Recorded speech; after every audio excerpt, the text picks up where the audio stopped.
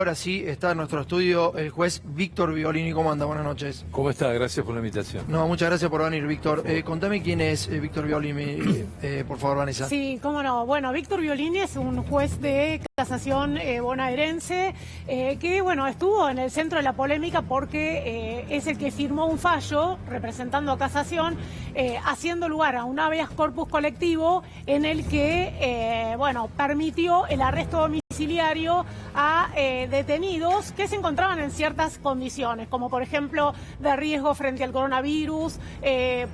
¿Cuántas personas eran aproximadamente, menores. Vanessa, las que permitió ese... Son aproximadamente más de 400 personas que estaban en condiciones de recibir ese arresto domiciliario. Efectivamente se concedieron unos 190 y pico de arrestos domiciliarios a raíz del fallo del doctor Violini, que dispuso para ciertos casos.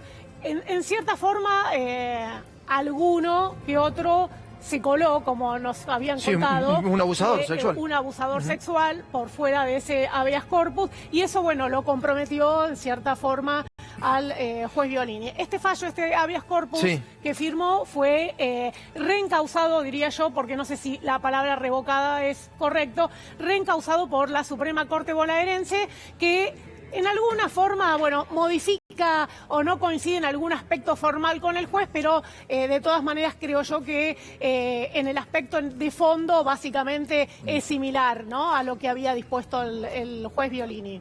Vamos con la entrevista, Jorge, vamos con la entrevista, no vamos a ir al tape. Teníamos el repaso de todos los...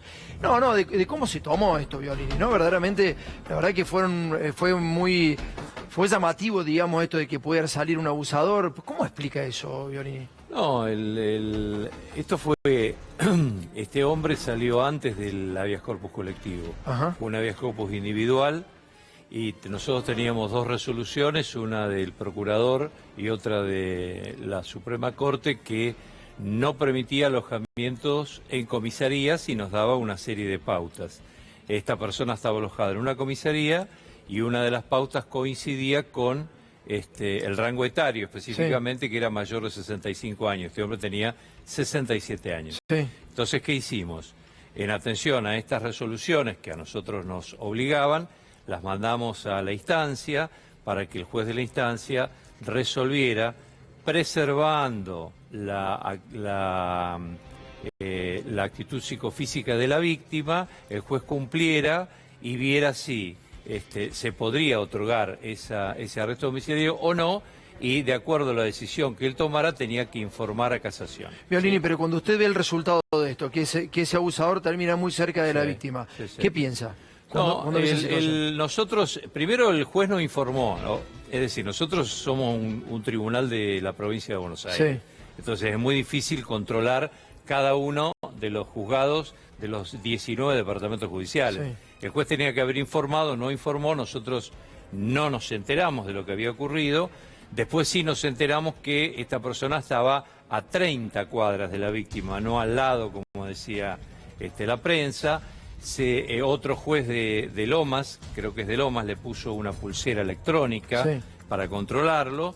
Y la última información que tenemos es que para preservar la vida, no de la víctima, sino del imputado, lo trasladaron a una comisaría porque había aparentemente una revuelta para quemarle la casa o ir a buscarlo. Esta persona se asustó. ¿Se contacta con la víctima, alguien de la justicia, para decirle, va a salir el victimario? ¿Alguien se contacta con la víctima, doctor?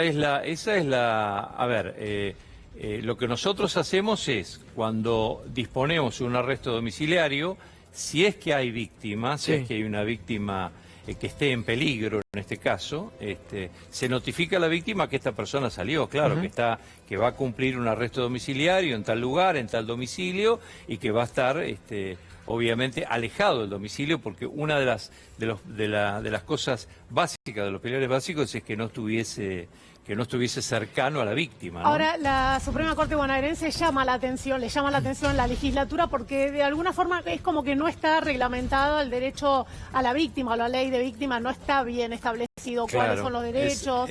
Y la Suprema Corte, bueno, justamente le advierte a la legislatura que tiene que regular eso, reglamentar eso. Que tiene que adherir, porque en principio la ley de víctimas, que es una ley nacional, en el artículo, creo que es el artículo 37, si no me equivoco, indica que las provincias tendrían que adherir a esa ley, ¿sí? La Corte, cuando da su fallo, específicamente dice eso, le dice a la provincia de Buenos Aires que adhiera a la ley de víctimas. ¿Por qué? Porque la ley de víctimas es distinta. La ley de víctimas, antes de dar un arresto domiciliario, prevé que tenemos que tener una audiencia con la víctima, a ver si la víctima se opone, si no se opone, en qué condiciones se lo van a dar, dónde se va a alojar. Una serie de pautas que son mucho más grandes que las que tenemos nosotros, más importantes y más abundantes que la que tenemos nosotros en la legislación hoy. Doctor, cuando usted ve la situación, a ver, lo quiero sacar un poco de lo jurídico, porque de lo jurídico me lo va a explicar seguramente. Lo quiero sacar de ahí e ir al plano más humano. Cuando usted piensa, por ejemplo, en la víctima, evidentemente que no sé si se habrán comunicado o no, pero cuando ve el resultado final de esto, que usted le dice a un juez que controle, ese juez no hace su trabajo, es negligente con su trabajo, no le informa a usted, y entonces al final una acción que usted quiso llevar a cabo termina como termina. ¿Qué siente? ¿Cómo lo vivió eso?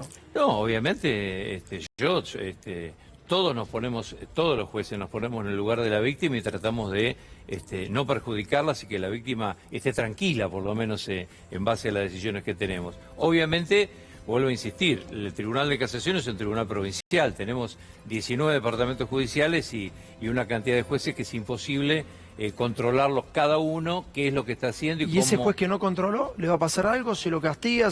¿Tiene algún apercibimiento? No tengo ni idea, porque el juez que en realidad ocurrió también que en ese juzgado donde se mandó para que se implementara esta medida, el juez titular no se encontraba en el juzgado porque tiene un problema de enfermedad, de salud, y entonces iban rotando los diferentes jueces y firmando en ese juzgado. Es decir, que ahí intervinieron varios jueces en esa causa y habría que ver cuando informen qué es lo que ocurrió, qué es lo que pasa, obviamente. Sí, le pregunto porque, bueno, usted recibió justamente a raíz de su fallo un pedido de juicio político, un pedido de jury. ¿Cómo se siente frente a esto? Y después después del fallo de la Suprema Corte, ¿se siente bien como para enfrentarlo? Mire, a ver, los pedidos de jury se hicieron, yo ya lo he dicho y lo considero, lo sigo sosteniendo, que son que son pedidos absolutamente políticos, porque aparece Usina de Justicia, cuyos integrantes son todos de Cambiemos, o la gran mayoría, el 90%, y después aparecen obviamente los legisladores de Cambiemos, por el otro lado, que son los dos jury que piden. Lo tengo absolutamente, lo asumo con total tranquilidad, justamente por lo que usted decía hoy, que el fallo de la Corte es casi confirmatorio del habeas corpus que hicimos nosotros en casación, y además, yo no es porque sea mi jury, pero yo siempre he dicho lo mismo, que a los jueces no se los puede enjuiciar por el contenido de sus sentencias.